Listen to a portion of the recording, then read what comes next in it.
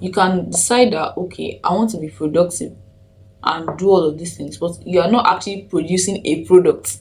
You are just It's just merely preparation. So you need to get up and do the things that you said you're going to do. You can have a plan but not follow. If you don't follow the plan, then what's the use of the plan? And the thing is that you're wasting time. Time does not wait for anybody. Every second is passing. All the things that you're meant to be doing, you're not doing them because you're still planning, you're still waiting for the right moment.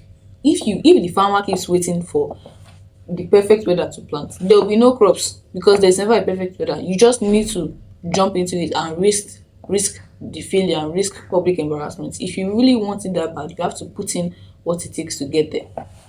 Hi guys, welcome back to my channel, and today we're going to be doing a review of Atomic Habits. The first lesson I learned is that your habits will shape you greatly, because if you make a bad habit now, you may not see the immediate consequence of your actions. For example, if I am on a diet and I decide to break the diet and eat outside the diet, as I'm eating it, I'm feeling the pleasure. If I keep breaking out of that my diet over time, I am going to feel it because I will start gaining weight, and I'll start gaining weight, which I did not want. That's why I was on the diet. So it's not the thing about bad habits is that why people stay in their bad habits, because they may not see the immediate consequence of it. If you are supposed to be reading your books and you are playing, you are not going to see the immediate consequence of it, because what you are feeling at that moment is pleasure. The thing about bad habits is that it takes the consequence of your actions most of the times will come. You will start feeling it, the consequence of your actions, over time. It doesn't just happen instantly. It's not like a situation whereby I just put my hand inside fire. If I put my hand inside fire now, my hand will burn, and I'll know the immediate consequences that I'm going to lose my fingertips, my hands. But if I'm if I'm doing things that I'm not supposed to be doing and I'm doing those bad habits, you will not, unless it's something that you're doing that is very bad, that you see the immediate consequence of it, you're not going to see the immediate effects of it. But long term, when it starts showing, the effects are very, very bad, and it would cause a lot of regret, because you feel like, oh, I could have done this better. I should have done this way. When I was supposed to be doing this, when I was supposed to be doing X, I was doing Y. The thing about bad habits is that you will never see the effects immediately and instantly, and that is what makes it so common and so disastrous. And the thing about habits is that it doesn't just happen gradually. Habits compile, like you keep adding 1% each day. That's kind of the principle that he used in the book. So if you keep doing that bad habit today, let's say you're supposed to you're supposed to you're supposed to study in preparations for your exam that is in a month, and you have not studied at all. So if you keep doing other things and not focusing and not studying each day, that 1%, you keep adding 1% each day, it will keep compiling until you now reach the point that, okay, the exam is tomorrow and I'm not studying for it, especially if it's a major exam like SAT and the rest. So when the consequence always comes to bite you after some time, when the bad habits are compelled. When you make one bad habit today, it may not necessarily show and you may not see the immediate consequence of it. That's why we have to be very cautious of our habits. The same as good habits. When you do something, if you decide to exercise now, I think the best example to use is exercise. If you decide to hit the gym today and you work out and you put in all the effort and the reps, you will not see the effects tomorrow. You will not see the effects in 1 week.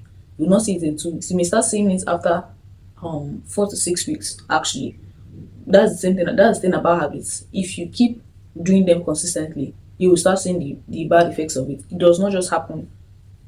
It's not a giving this, you see it instantly. You don't see the results instantly. So that's works both ways, for both good habits and bad habits. Another thing I learned is that your systems are what define you. Like your systems are more of your input, and then the achievement of your goals is the output, kind of.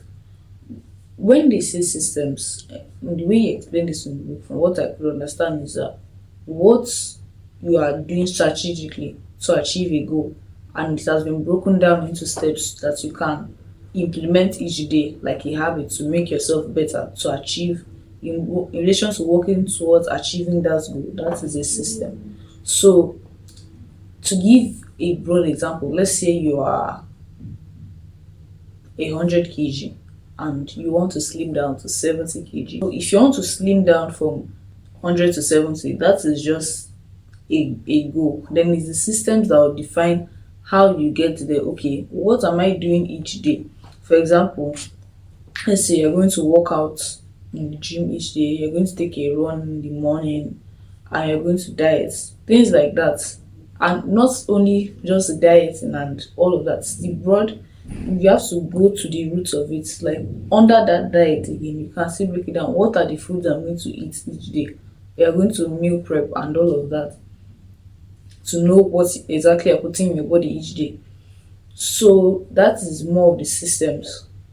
So what we want to work towards is not just to look at the goals and the big picture, but to actually break it down to the small details and see, okay, what am I going to do each day to be able to achieve this? Another thing is that I learned is that you should not just focus on what you want to achieve, but to make it your identity. Just like defining it that, oh, I want to be this, I want to be that, but to make it your identity.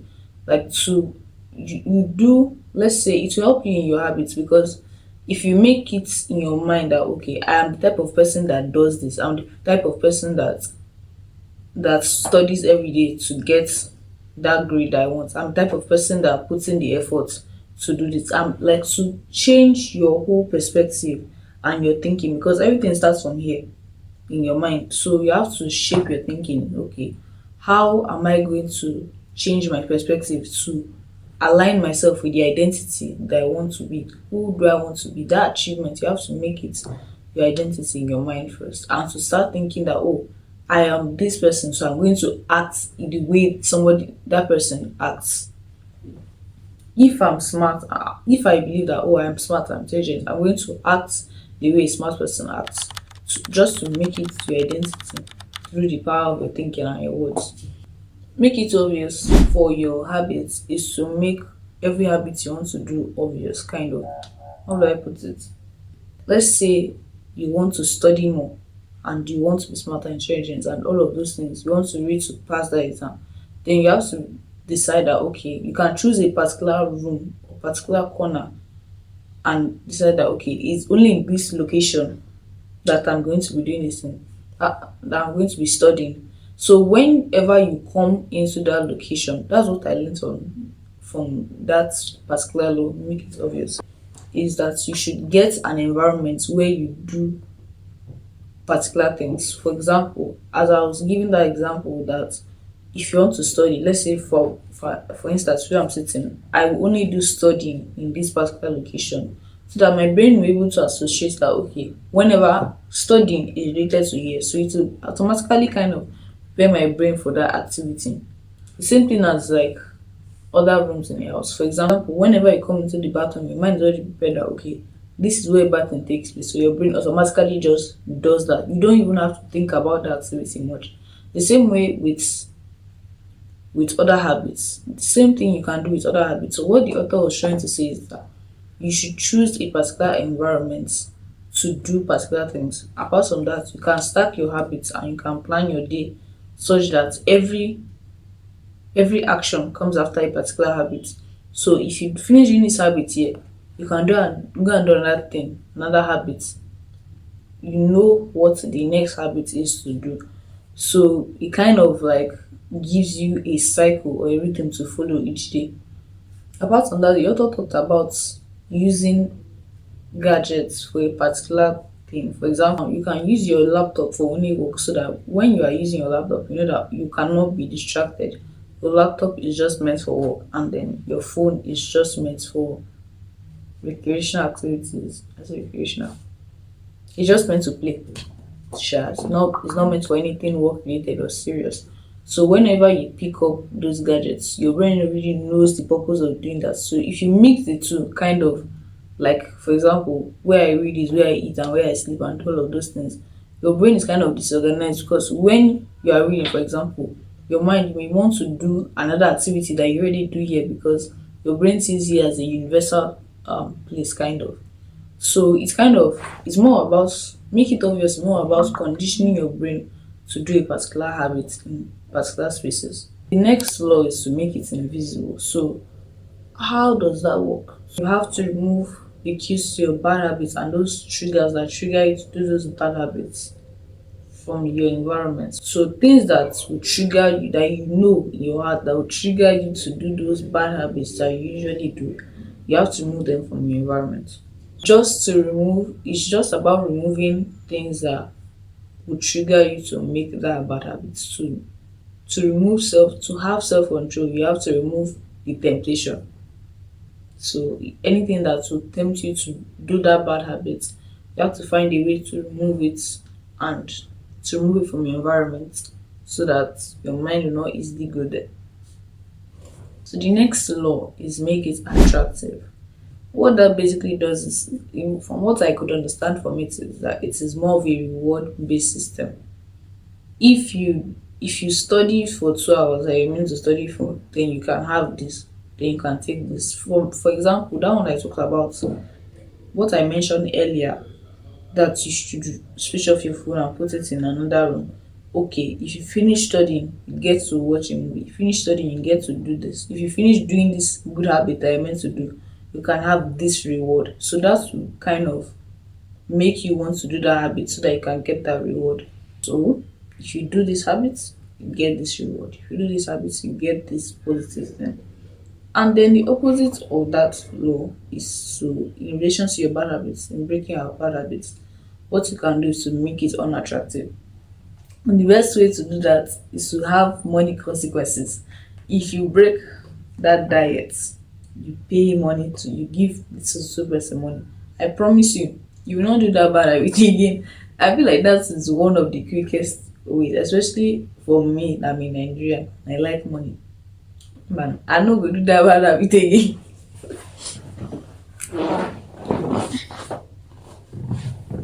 So what can just be done simply is that if you do this bad habits, and that works for something, a habit that we can all tell that, oh, you are doing it. Kind of, if you go to the gym and you work out, you can get this reward. If you don't go to the gym and we can tell that, oh, you're not in the gym, you have to pay somebody money, and then with that you are losing something, you're losing something financially, and we all need money, so you're losing money. So you don't want to do that good habit, so that you will not get that negative response or that negative thing. Apart from that, in making it unattractive, most of our most of our bad habits, we do them because it satisfies an underlying craving that we have. So if you attach your bad habits, if you replace doing that bad habits with, most of our bad habits, they give us pleasure. So instead of that, if you do a bad habit and you get this negative response, your brain will automatically associates that bad habit with something negative. So that pleasure that you used to get from it, you won't really do it, because you know that, okay, if I don't go to the gym, I'm going to lose this money, and that's negative. So what you have done now is that that comfort that you are sacrificing, that comfort that you would have gotten from not having to go and do what you're supposed to do, you will not get it again, because you know you are going to lose money. So that is it. Now we're moving on to my favorite law. Make it easy. In this whole book, this is my main problem, because I mostly plan, oh, this is what I want to do. This is very good. This is what I want to do. This looks like progress, but you're not actually taking a decision. I can write 100 YouTube ideas on what to do, but actually never carry the ring light and the tripod stand and the camera to film. So in my mind, it looks like, oh, I'm making progress, I'm writing ideas, but I'm not filming anything. That means I'm not moving forward. I'm not making progress for my goals. So that's the mindset. You need to look at it. You need to look at it with. You can decide that, okay, I want to be productive and do all of these things, but you are not actually producing a product. It's just merely preparation. So you need to get up and do the things that you said you're going to do. You can have a plan but not follow. If you don't follow the plan, then what's the use of the plan? And things that you're wasting time. Time does not wait for anybody. Every second is passing. All the things that you're meant to be doing, you're not doing them because you are still planning, you are still waiting for the right moment. If the farmer keeps waiting for the perfect weather to plant, there will be no crops. because there's never a perfect weather. You just need to jump into it and risk the failure and risk public embarrassment. If you really want it that bad, you have to put in what it takes to get there. So, and what the other also talks about what actually builds those habits, what actually creates habit formation. It is when you keep the amount of times you have done the habit, not the amount of like the period as which you have been doing the habit. So explain is the amount of times I've taken a healthy meal, not the time frame at which I've been taking the healthy meal. It is through repetition that you build habits. So the more you do an action, the more it becomes a habit. So all you need to do is to keep showing up, keep building that 1% more each day. If you keep dedicating yourself to that thing, over time you look back and see, okay, from where I was 2 months ago and where I am now, I have made significant progress. And with that, when you start seeing the good attributes of it and the positive effects of it, you want to do it more because it makes you feel good and you're achieving things. I feel like one of the main things about life is to solve problems. So when you're seeing and to improve, so when you're seeing your improvements and you're solving the problems that you had, you are going to move forward and feel better about your life. So yes, that is the next thing under the law of make it easy is to prime your environment to make that habit easy. We tend to do things that are easier to do. That is why we often procrastinate and things that we associate with, okay, it's not how to do this, it's not how to it does not take my effort and my time and my energy to do this, is what we naturally gravitate to do, kind of. So if you want to make your good habits easier, then prepare your environment and prep your environment in such a way that it's easier to do. If I leave for example, if I leave my tripod stand and my ring light always facing me in front of my room, then if I keep seeing it during the day and keep glancing at it, I'll be like, okay, maybe let me just film one of the ideas I've written down. If you want to always eat a home cooked meal, then prep your kitchen in such a way that it is very easy to make that meal because you have pre-prepped your meal that you want to cook the next day, and your pot and your pan, everything is outside what you need to cook. So it's just so easy to do it.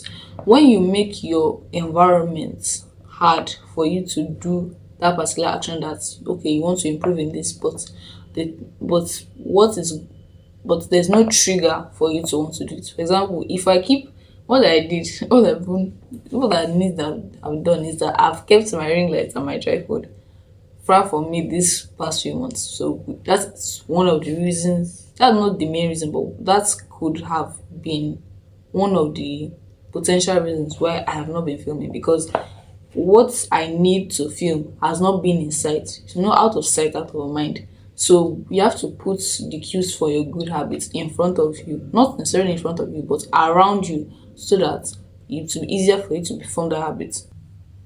Another thing is to make your bad habits difficult. The author talked about a person wanting to write a book, and then he said the book is going to be ready in 12 months.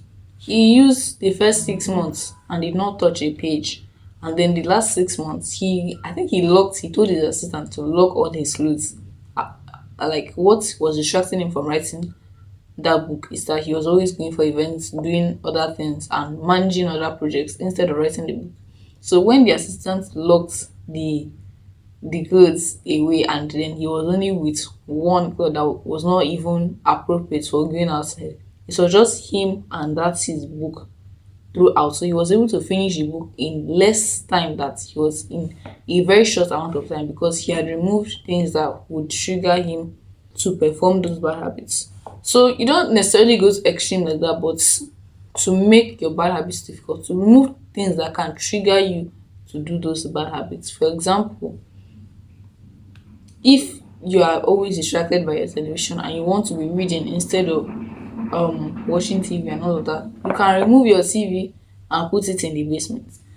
By the time you have to walk from the comfort of your bedroom, just go to the basement to watch TV, it will be more difficult for you. You just be like, oh my, it's just be more difficult for you to do that. We tend to do things that are easier. So when it's that difficult to perform that bad habit, then you will not even want to do it, most likely, because it's difficult to do.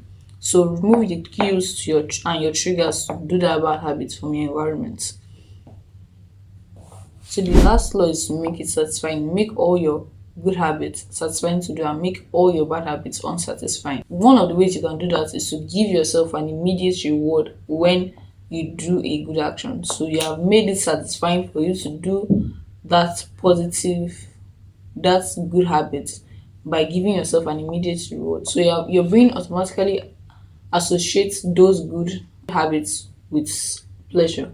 So it makes it satisfying for you to do. Another thing you can do is to have a habit tracker or a streak kind of that each day, like it keeps you doing. You know the way Snapchat streak is, so you can also keep a streak with your good habits. So obviously, some you cannot, say you cannot, you can, but some days you can break the habit, break the streak, and all of that. But the thing is that don't allow one day to break your habit entirely. If you fail today, go again and see tomorrow. That's what the author talks about. That you sometimes you may actually fail because we are human. But the thing is that don't allow that to set you back and to limit you. Keep continue trying and doing all of that. And the thing about streaks is that it makes it by the time the streak builds up to like 100 days, you will not want to break it. You'll be so motivated to continue. And then on the opposite side of it, can make it unsatisfying. So if you get an accountability partner, it will be very hard for you to like not do the things you're supposed to because you, especially if you choose an accountability partner that you want to, you don't want to the person to have a bad impression of you, or you want to impress that person, somebody that you want to look at you with a positive light. And if that person is your accountability partner, you will want to do the things that you're meant to do. Don't choose somebody does not that you don't want to look that you don't look up to and you don't want to be like, I don't want to fail kind of. So we're basically coming to the end of this book. Another thing I learned from the book is that the author says that you should have a mindset that every action you do is a vote for the person you want to become. So you can also, that's what I learned from Isha, that you can make a jar, like you can have a jar, a small jar that each day when you do a positive action, a positive habit rather, you write it down and you put it into a jar. So that's the vote for a better, so as if you are voting for a better version of you. That's not what the author said, or that's what I came up with. It's kind of my original idea that if you do something positive, you write it down, put it in a jar. So yeah, by the time that streak continues and the jar keeps filling up, you feel better about yourself. So it's just to make the concept of it is that you should make your good habit something that is positive and pleasurable to do, that to make it satisfying to you, and then to make your bad habits really really unsatisfying and to remove the pleasure that it usually gives, to replace it with pain. So that's it. I hope you have learned something from this video. And if you want to buy the book, it's really an amazing book. No someone will ever give you what the book can actually give you. So I can recommend it a lot. It was really helpful. Bye bye.